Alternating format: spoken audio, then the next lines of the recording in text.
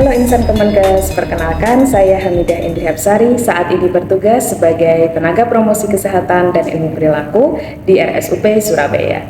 Saya adalah peserta Latsar Angkatan 8 Golongan 3 yang diselenggarakan oleh Balai Besar Pelatihan Kesehatan Makassar. Pada video kali ini, mari kita belajar tentang agenda 1, yakni sikap dan perilaku bela negara untuk modul 1 wawasan kebangsaan dan nilai bela negara. Kenapa sih kita harus memahami wawasan kebangsaan dan nilai bela negara? Yakni agar kita memiliki pemahaman dan komprehensif mengenai pilar-pilar penting dalam kehidupan berbangsa dan bernegara, yaitu wawasan kebangsaan, nilai bela negara, dan sistem administrasi negara kesatuan Republik Indonesia.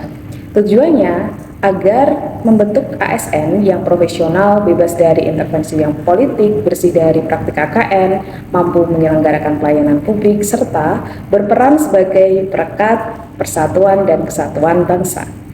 Nah, yang pertama mari kita bahas tentang wawasan kebangsaan.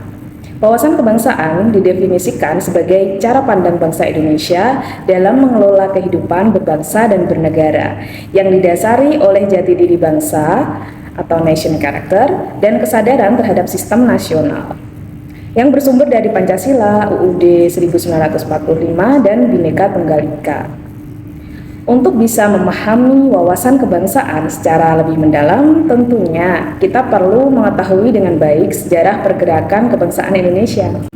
Perjalanan panjang pergerakan nasional dimulai dari berdirinya Budi Utomo pada 20 Mei 1908 yang saat ini kita peringati sebagai Hari Kebangkitan Nasional yang menandai awal kesadaran untuk memajukan pendidikan dan kebudayaan. Kemudian pada tanggal 28 Oktober 1928 dilaksanakan Sumpah Pemuda yang merupakan deklarasi dari para pemuda di seluruh Indonesia untuk bertanah air satu, berbangsa satu, berbahasa satu, yaitu Indonesia, yang menunjukkan inisiatif dari para pemuda di seluruh Indonesia untuk membangun kesatuan psikologis bahwa kita adalah bangsa yang satu, bangsa Indonesia.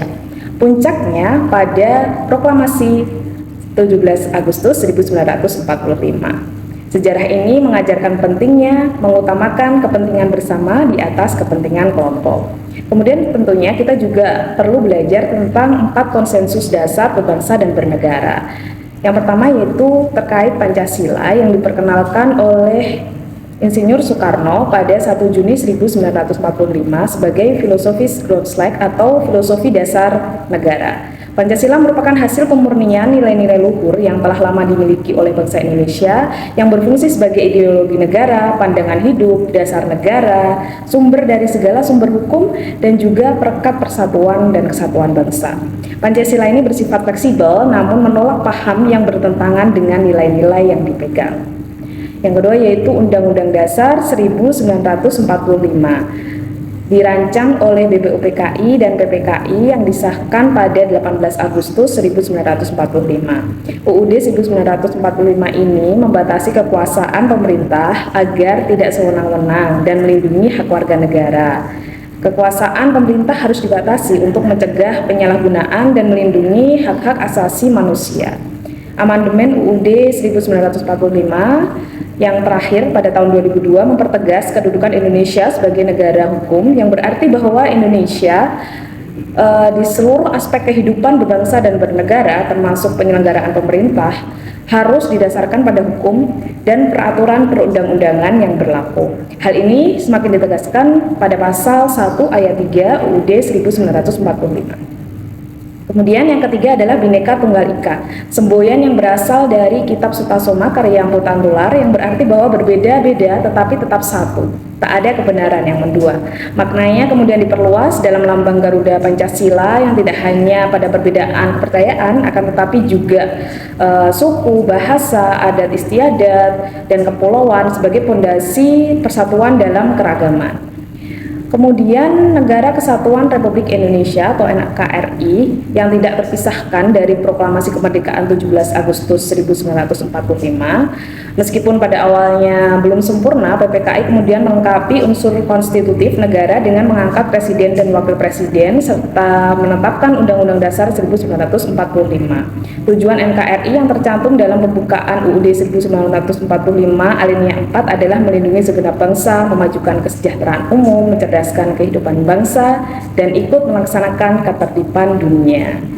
Kemudian bendera, bahasa, lambang negara, dan juga lagu kebangsaan yang merupakan sarana pemersatu identitas dan wujud eksistensi bangsa yang menjadi simbol kedaulatan dan kehormatan negara. Bendera sangsaka merah putih, bahasa Indonesia dari Sumpah Pemuda, lambang negara kita, Garuda Pancasila dengan semboyan Bhinneka Tunggal Ika, serta lagu kebangsaan Indonesia Raya, semuanya merepresentasikan jati diri dan kebangsaan kita sebagai bangsa Indonesia. Setelah kita memahami tentang wawasan kebangsaan, kita akan membahas tentang nilai-nilai bela negara. Bela negara didefinisikan sebagai tekad, sikap, dan perilaku serta tindakan warga negara baik perseorangan maupun kolektif dalam menjaga kedaulatan negara, keutuhan wilayah, dan keselamatan bangsa yang dijiwai oleh kecintaan terhadap NKRI berdasarkan Pancasila dan Undang-Undang Dasar 1945 guna menjamin kelangsungan hidup bangsa dan Indonesia dari berbagai ancaman. Sejarah bela negara berakar dari agresi militer Belanda pada 19 Desember 1948 yang memicu pembentukan pemerintahan darurat Republik Indonesia di Sumatera. Peristiwa ini menunjukkan bahwa perjuangan mempertahankan kemerdekaan dilakukan baik melalui perang gerilya maupun pemerintahan darurat. Penetapan 19 Desember sebagai Hari Bela Negara oleh Presiden Susilo Bambang Yudhoyono pada 2006 menguatkan semangat ini. Nah, dari bela negara ini kita harus memahami adanya ancaman yang diartikan sebagai kondisi atau tindakan yang dapat membahayakan tatanan serta kelangsungan hidup bangsa dan negara baik fisik maupun non-fisik, baik dari dalam maupun dari luar negeri. Ancaman ini bisa berupa konflik kepentingan hingga bencana alam. Kewaspadaan dini adalah upaya setiap warga negara untuk mampu mendeteksi dan mencegah potensi ancaman agar tidak menjelma menjadi ancaman nyata, diwujudkan melalui kepekaan, kesiapsiagaan, dan antisipasi serta pelaporan cepat kepada pihak berwenang. Kemudian kita harus memahami sistem administrasi Negara Kesatuan Republik Indonesia atau SANKRI. SANKRI adalah sistem nasional yang mewadahi peran ASN guna mencapai kepentingan dan tujuan nasional. Modul ini mengkaji bentuk negara kesatuan, perspektif sejarah tata pemerintahan, landasan ideal dan konstitusional SANKRI, serta peran kita sebagai ASN.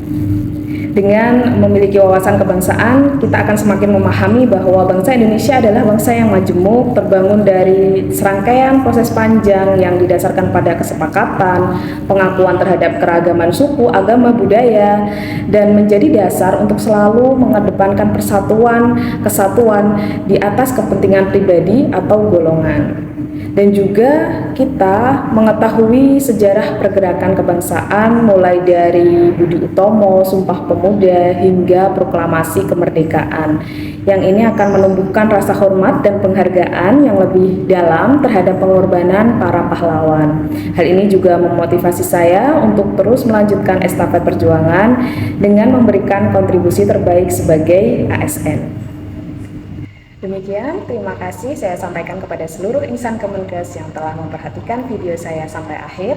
Semoga kita semua bisa mengamalkan dan mengimplementasikan wawasan kebangsaan dan nilai-nilai bela negara dalam kehidupan dan profesi kita sehari-hari.